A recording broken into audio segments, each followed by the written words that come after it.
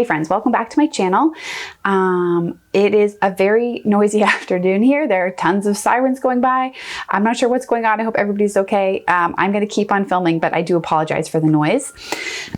Today we are transitioning. We've been talking about inspiration for the last couple of videos, and we're going to switch to talking about self-promotion. So kind of a hard turn, but since inspiration is a little bit more of the kind of internal, a little bit of a squishy topic, talking about feelings mostly, I thought we would soften the turn by taking a stop on what to do if you doubt yourself as an artist. So kind of self-doubt, I guess, is the topic. This video, like most of the videos on this channel, was inspired by you all and by the questions you have asked either in the comments on previous videos or sent in on Instagram or emailed me with. So I have been, I feel like this has been happening more where there's repeat questions, questions that come from a few different people. So I've just kind of merged them together. So the questions that I got that were around this topic were, I'm just going to read a few of them. I want to make a living as an artist, but I struggle with self-doubt. Is it even possible? Is it worth it? Is the struggle worth it? And how long will it take? And of course, everyone's favorite, is my art any good? So if you find yourself struggling with those questions, asking yourself those questions, asking the universe those questions, I have a question for you. And the first one is, are you making art regularly right now? And that's a little tough to define. I don't want to put too fine a point on it, but to me, regularly would be at least a few times a week in, several larger increments of time, 30 minutes or a little bit more than 30 minutes even. So that's probably what I would say is regular, but that's really subjective. So it kind of depends on what regular practice of art means for you. But yes, are you making art regularly right now? If the answer for you is yes, I'll have another question I'll follow up with in a minute. But if the answer is no, then I'm going to make this probably pretty simple and short and sweet for you. I would say just take a step back and first think about how you can build and enjoy your creative practice and your own art process just for its own sake before you start thinking of trying to monetize it. A lot of folks have this idea that, they want to be an artist, be an illustrator. There's like a really romantic idea about it. It's kind of an idealized profession in some ways, something a lot of people really want to do. I am, as a full-time practicing illustrator, I'm aware of that, and it's something I'm really grateful for. But I also kind of want to push back on that sometimes, because when I do really get talking with people who say that they want to work in the arts or who say that they want to work as an illustrator and find out that they're actually not really drawing very much right now, that's really tough, because you might start doing it regularly and find out that you actually really don't like drawing and painting that much. And you need to make sure that you really like doing art before you commit to this as a career, because it is wonderful. It's great. I love being an illustrator. It's also very, very challenging. And the only reason I can do it and why I can keep doing it is because I absolutely love it. So again, kind of related to this, there's this idea, or an idea I hear a lot from younger artists or artists who are kind of starting on their journey, regardless of age really, is that if only a client would hire them, then they would feel motivated, or they just want a client to give them a brief so they can, get some experience under their belt.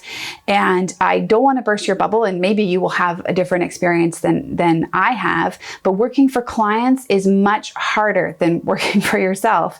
And maybe for different reasons, but often clients will want you to draw something that's not quite what you would naturally gravitate towards yourself. We talked about that in the last video. And then another thing that can come up, this is the biggest reason for me why working for a client is harder. When I'm working for a client, I am evaluating it constantly, the whole time. If I'm making work for myself, I'm just like playing mostly. I'm kind of messing around, I'm exploring. Not that I don't get frustrated. I will like come up against some sort of technical challenge, or maybe a skill that I don't quite have yet, and I'll feel the sense of frustration and like push through it.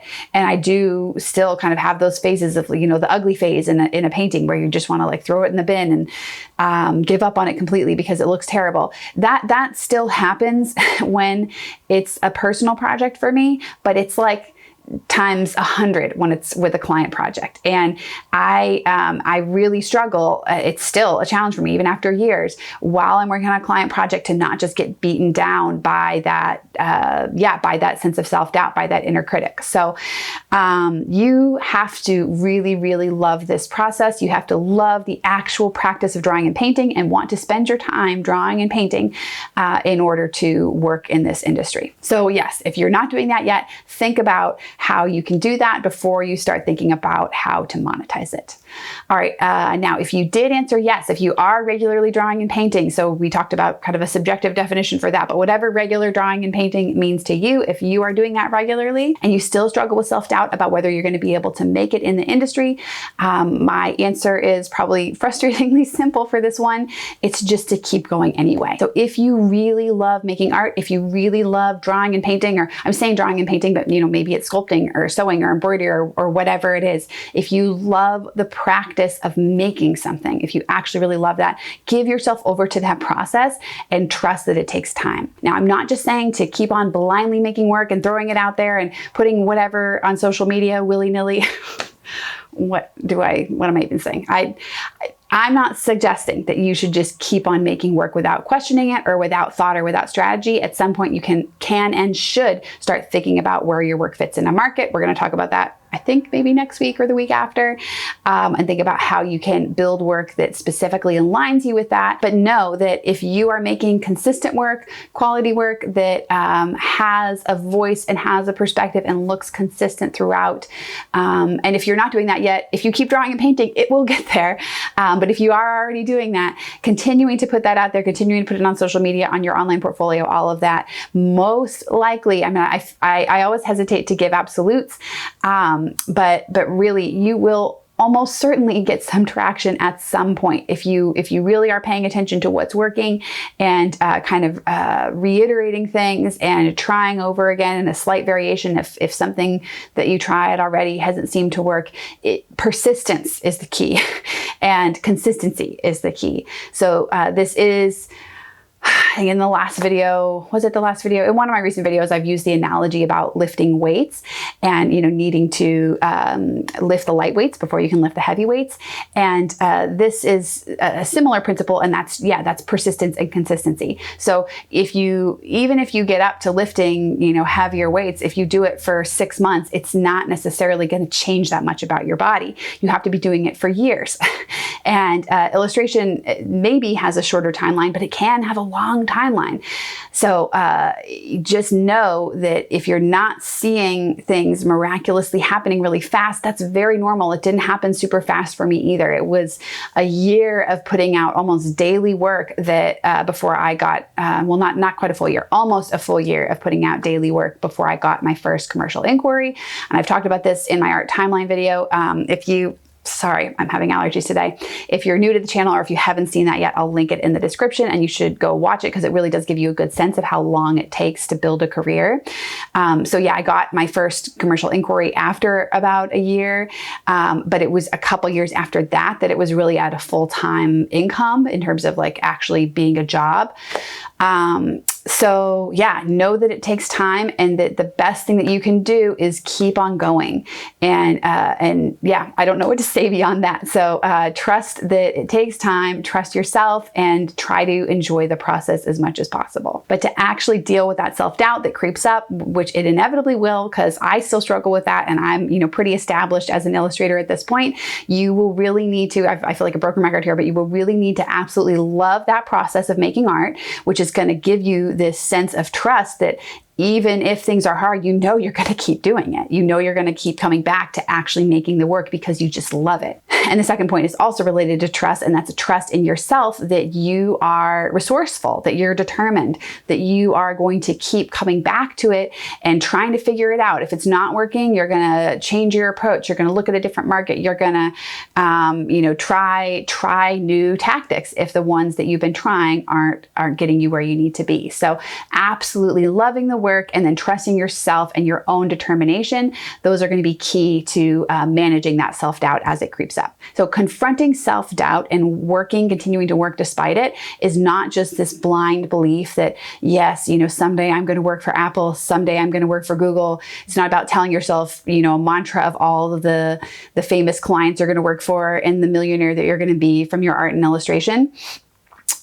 Confronting that self-doubt in real time is about believing in your own love of the work and your own sturdiness and grittiness and toughness to be able to keep going. And looking at those big shiny goalposts like working for the New York Times or Google or whatever, neither of which I have done, holding those up as the thing to motivate yourself, it's just not going to be that effective because it's like a million steps between where you are and where that is. You can't see the way, and you don't have to. You don't have to believe that you're going to work for Google to struggle with and overcome your own self-doubt. I mean, overcome, it's something we do over and over again. So to daily overcome your own self-doubt, all you have to do is believe in yourself a few steps down the road. So just believe that wherever you end up, wherever you are, you will have what it takes to do a couple more things that you can see, the next few things that you can see in front of you. That's really all we're talking about. You don't have to have this like amazing, inflated ego that says like, I'm so great, I'm going to be able to do all these things.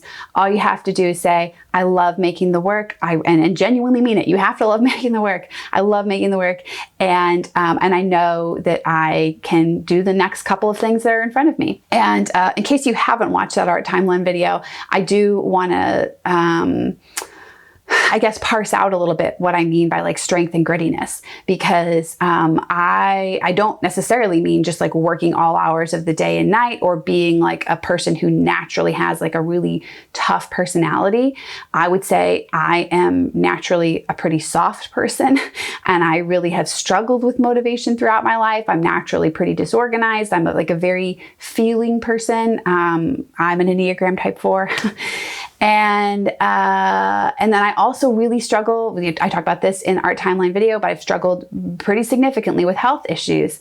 So when I'm saying gritty and tough, to me, all that, what that has come to mean for me is not that I'm like some macho person who is going to just steamroll people. It's that I am going to keep showing up for myself and for my family and for my community. I'm going to keep showing up over and over and over again, even when I don't fully know what's beyond those next few steps. So to me, that is a different kind of, it's like a more, it's a different kind of strength and it's a different kind of grit, but it really does involve being able to trust yourself and know that you'll do that. So if you still have a hard time doing that, maybe you really love making the work, but you don't trust yourself that you can keep going, keep taking those next couple of steps that are in front of you. If you feel like you're gonna really struggle with that or you're gonna give up, try to sit down and maybe with your journal, like do a little exercise where you think about the times that you have done that. And maybe it's not with art, maybe it's in other areas of your life, but I used to always think of myself as like a really, a weak person. I used to think of myself as a weak person.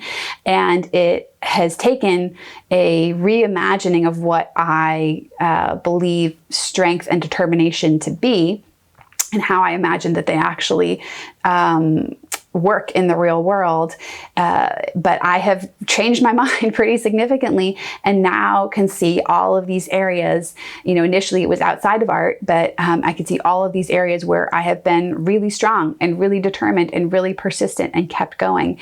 And I truly think that has been the key to, it feels so cheesy to say, but like the key to my success is just the persistence and the continuing to iterate, continuing to try.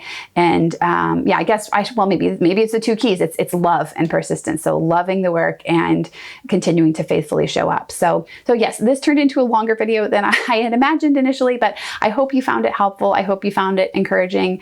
And if you are struggling with self-doubt, just please know that you are not alone. I feel that way. Probably every single person watching this video has felt that way. And just try to fall in love with the process in your own unique way, and trust yourself to keep going despite all the challenges. All right, thank you so much for watching. Thank you to my patrons for supporting this channel. And if you have questions or comments, you know where to leave them. I am not always able to answer, but I do read every single one, and I appreciate all of them. Did I say thank you to Meg already for editing? Thank you to Meg for editing. Thank you to patrons. It's late in the day. That's it for this video. I hope everybody has a great week, and I will see you soon. Bye.